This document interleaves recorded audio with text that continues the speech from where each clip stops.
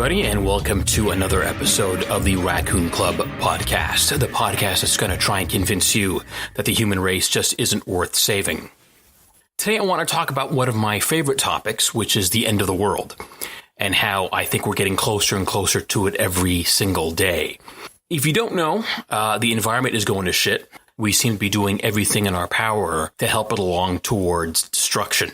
And in the last couple of weeks, we've received more and more bad news about the state of the environment. So let me just run down some of the new environmental updates that you may not have heard of because of all the things that have been going on. From The Independent, an article by Jonathan Watts, August 31st, 2017.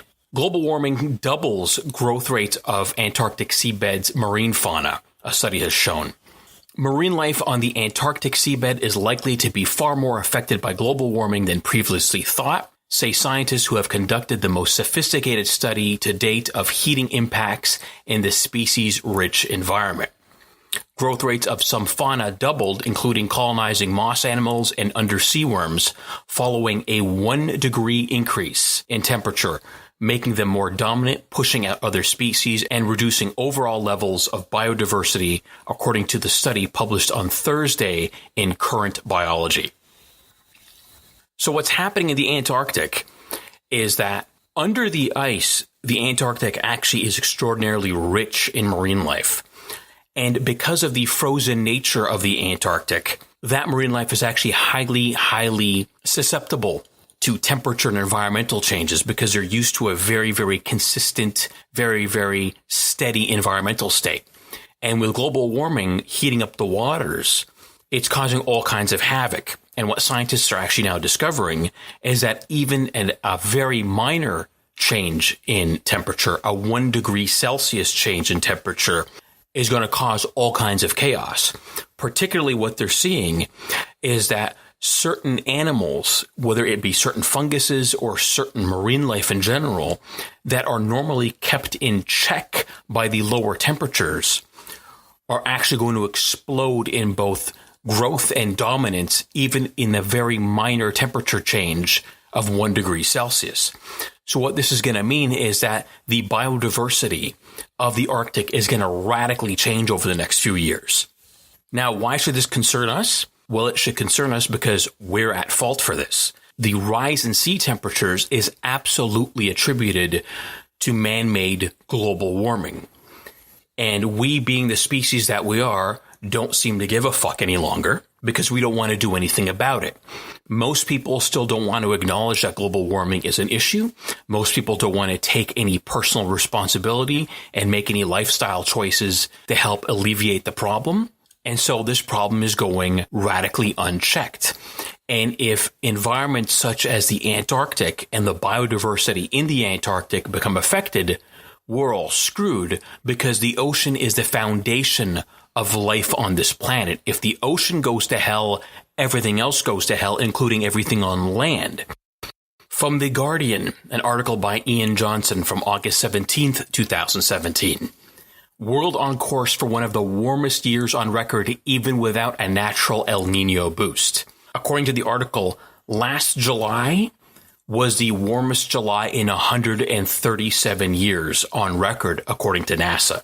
The average global temperature was 0.83 Celsius higher than the average July between 1951 and 1980.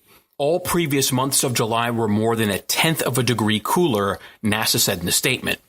Galvin Schmidt, director of GISS of NASA, tweeted that there was a 77% chance that 2017 would be one of the 2 warmest years on record. Again, most of humanity still seems to believe that global warming isn't a thing, and yet NASA has been telling us that this is going to be one of the 2 hottest years on record, and has been telling us for years now that the planet is getting hotter and hotter and hotter every single year. People wonder what the difference of a 1 degree Celsius makes in the environment. This to me is actually one of the best ways to explain it. At 0 degrees Celsius, water turns to ice. at 1 degree Celsius, ice turns to water. That's how profound just 1 degree can be in terms of the environment. You can take a block of ice and melt it to water with just a single degree change. Considering that a whole lot of the planet is locked up in ice, that 1 degree change is going to be causing major problems for the planet. Because as that water starts to melt and as it starts to seep into the ocean, it completely fucks up the natural current cycles of the planet. It completely fucks up the natural balance between fresh water and salt water. It screws up the way heat is being distributed across the planet. And from there, things just get worse and worse and worse. To that end, August also was a record for a completely other reason and something that should terrify all of us. Russia has been inventing these new ships to cross the Arctic without the need of an icebreaker. In fact, last month, Russia had a specially constructed oil tanker cross through the Arctic without the need of an icebreaker for the first time in history. Now, if you're not familiar, icebreakers are special ships that actually travel in front of tankers and in front of other ships to break the ice, because historically there's been so much ice in the Arctic, ships can actually get caught and stuck in the Arctic for months when it froze over. Well, now, because of global warming, the ice is getting so thin and so sparse that you no longer need icebreakers. And you know what? Russia and the business world was actually met with joy by economists and by sadists around the world. Even though there's been a overall decline in Arctic sea ice over the last 30 years because of global warming, Russian ship owners believe that this is actually a good thing for the future, because they believe that it will now be cheaper to move oil from Russia to everywhere else in the world without the need to use icebreakers. People are now saying that the economic benefits of this are actually great. Because of global warming, it took just 19 days for the entire voyage, around 30% faster than going through the Suez Canal, which is how the tankers would normally have had to go. They'd have to have gone around the Horn of Africa. Now they're just crossing north through the Arctic. Again, the world is melting, the place is going to shit, and Russians think that this is a great thing for business. Now, keep in mind that this is still a huge issue, because moving oil tankers through the Arctic still opens the Arctic up to things like oil spills, to oil tanker crashes. So this can even play out to be a bigger disaster if one of those tankers were to crash into an iceberg, because it's extraordinarily difficult to clean up any oil spill in the Arctic because you can't get the manpower and the equipment up there to clean it up. And because the Arctic, like the Antarctic, are one of those sort of quasi-pristine environmental areas, any kind of poison that you leak into the water, such as oil, can cause an absolutely catastrophic deterioration of the environmental balance up there. But hey, who cares? Because we're saving a couple of bucks in transport costs this way. And more good news, according to Grow Intelligence founder and chief executive Sarah Menker, the world can be running out of food in 10 years. Because we have focused as a species and as industry in terms of producing a food supply based on mass and weight and not nutritional value, they've calculated that we literally will not be able to produce enough food to meet the basic nutritional value of human beings on the earth. According to the online publication Quartz, Mrs. Menker believes that by the year 2023, that will be the crossover point where we will no longer be able to produce enough food to feed the growing population. She thinks by 2027, we can be 214 trillion calories short of the basic nutritional needs on the planet, which means that in 10 years, people start starving to death by the hundreds of millions. Now, her solution, of course, is a capitalistic one. She runs a business that she believes can solve the problem by creating more nutritious food, which means you don't have to worry about producing as much food to get the same nutritional value into it.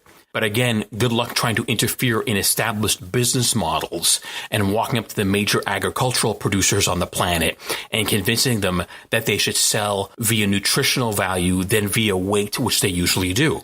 If you go to the grocery store, everything is measured in pounds, everything is measured in kilograms, everything is measured in ounces, everything is measured in grams. That's how they price things out. So good luck trying to completely redefine the entire economic model of the food distribution systems in 10 years. Now, again, none of this should surprise us. We've known these kinds of catastrophes have been coming our way for at least 30 or 40 years. We've ignored them, and we've ignored them for the most typically human reasons possible. Because addressing those issues meant that we had to change things about ourselves, meant that the cost of things may have had to have gone up, meant that we may have had to consume less items, meant that we had to adjust our lives, meant that we may have to have given up some creature comforts. And if you know anything about this species, that's the last thing we ever want to do. God forbid we have to get off our ass and do anything about it. And you see this around everywhere. You see this in West Virginia, where coal miners don't want to give up their coal legacy, even though coal is spectacularly dirty and absolutely cancerous to the planet, because they may have to get another job. You see this in the oil industry, fighting tooth and nail and actually covering up the fact that they knew about global warming for 30 or 40 years. You see this in the automotive industry, where the automotive industry as a whole was dragged kicking and screaming to fuel efficiency by federal governments because they refused to do it on their own. You see this in the modern conservative movement globally, both Republicans in America, the Conservative Party in Canada, the Conservative Party in the UK, absolutely refusing, complete global warming deniers that there's actually a problem. They still think these are natural cycles and there's nothing that can be done about this. Again, completely delusional, completely in denial, completely refusing to acknowledge the basic reality and the hard science of the situation, which is we are going to kill ourselves if we don't do something about this. So I actually think I have a really simple solution, a way to actually solve the problem, help the planet out, and help ourselves out at the same time. I think we should simply double down on carbon emissions. I think we should fire up the coal plants. I think we should remove all fuel efficiency in cars. I think we should remove all environmental regulations and simply speed up the warming of the planet as quickly as possible. The sooner our species goes extinct, the better for the planet. The planet will eventually heal itself. It'll absorb all our poisons. It'll clean out all of our environmental messes. But as long as we're here, we keep causing it continual pain, continual suffering, because we're too selfish and we're too stupid to realize we're going to kill ourselves. So why drag out the pain? Let's just fire everything up. Let's just dump as much global warming gases onto the planet as possible. Let's speed up the boiling of the oceans. Let's speed up the melting of the ice caps. Let's hope that a plague or two break out over the next 20 to 30 years that wipe out a few billion people in one stroke. Why in the world should a species that does not care about its own survival, that does not care about its own legacy, stick around? Every other species on the planet cares about its own survival. Every other species on the planet cares about the survival of its offspring. We're the only ones that are hell-bent on giving a planet to our children that is toxic, that is unlivable, that is unsustainable. No other organism creates an environment for its offspring that is worse than it grew up in or it developed in. We are the only species on the planet absolutely and totally hell-bent on wrecking the entire thing. Why should we be allowed to continue any longer? We should use as many plastic bags as possible. We should all be forced to drive Hummers and Humvees. We should be forced to make our coffee every day by burning coal. If we insist on killing the planet, why are we doing it slowly? Let's just get this thing over with. Because really, at the end of the day, we're the ones that are vulnerable. We're the ones who are actually screwed because of all this, because we're at the top of the food chain. Now, part of our own ignorance and part of our own hubris and our vanity of our species is that we think that because we're at the top of the food chain, we're the least susceptible to change. No, that's not true. That's insane. It's the complete opposite. The higher you go up the food chain, on the contrary, the more vulnerable you are. Because if anything happens downstream from you, everything that you depend on goes out of whack. Everything you depend on is threatened, which means you're threatened. Think about it. If you kill off every single human being on the planet, do you think the average bacteria cares? Do you think the average sea worm cares? Doesn't affect their lives at all. They just keep on doing what they're doing. But if you were to kill the average bacteria on the planet or the average sea worm on the planet, we're